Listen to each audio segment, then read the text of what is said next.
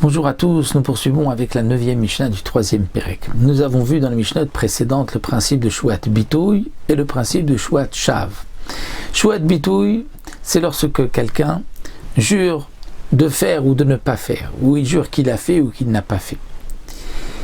Et bien sûr, comme nous l'avons vu, non pas lorsqu'il jure de faire ce que la Torah lui ordonne de faire, ou il jure de transgresser ce que la Torah lui ordonne de ne pas faire. Ça, ce n'est pas Shuat Bitouy. Et nous avons vu Shuat Shav, c'est-à-dire lorsque quelqu'un jure que cet homme c'est une femme ou cette femme c'est un homme, lorsque quelqu'un jure de transgresser une mitzvah, c'est Shuat Shav. La différence entre Shuat Bitouy et Shuat Shav, ce sont deux interdictions différentes.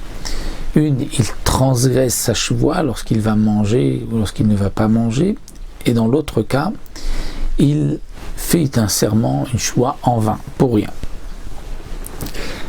Dans un cas, Shuat Bitouy, involontairement, il y a des korbanot, Shuat Shav, il n'y a pas de korban. Mais les deux, il y a malkout s'il a transgressé volontairement. Dans la Mishnah, ici, il nous dit Shuat Shochal Kikaze. Quelqu'un qui jure, il va manger ce morceau de pain. Et juste après, il dit Shuat, je jure chez l'Ochalena que je ne vais pas le manger. Donc, quand il a juré qu'il va le manger, il a l'obligation de le manger. Parce qu'il a juré. Si ensuite il jure de ne pas le manger, donc il jure d'être mevatel, la mitzvah, l'obligation qu'il a de jurer. Alors, Arishona Shuat Bitouy, le premier serment c'est Shuat Bitouy. Donc s'il ne mange pas, puisqu'il a juré de manger, s'il ne mange pas, il a transgressé la Shuat Bitouy, il apportera un korban. Mais à Shnia et la deuxième, c'est Shuat Shav, étant donné que la deuxième n'a pas lieu d'être, puisqu'on ne peut pas jurer sur quelque chose où on a l'obligation déjà une shuvah de faire.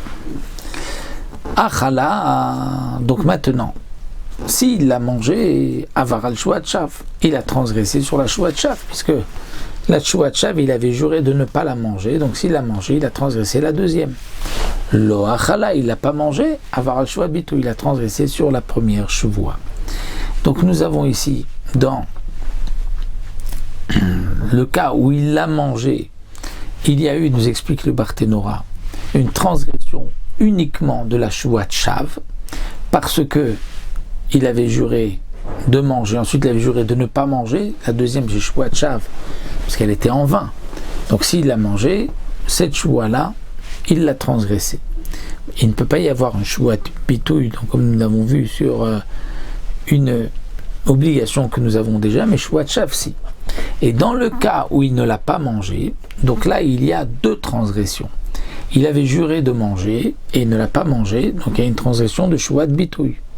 Mais étant donné qu'il a juré aussi de ne pas le manger, donc il avait juré de transgresser une mitzvah, et ça, il avait déjà une transgression de Shuat Shav au moment où il a fait qu'il mange ou qu'il ne mange pas. Donc, dans le cas où il a juré de manger, et ensuite il a juré de ne pas manger et qu'il a mangé, il y a là deux transgressions.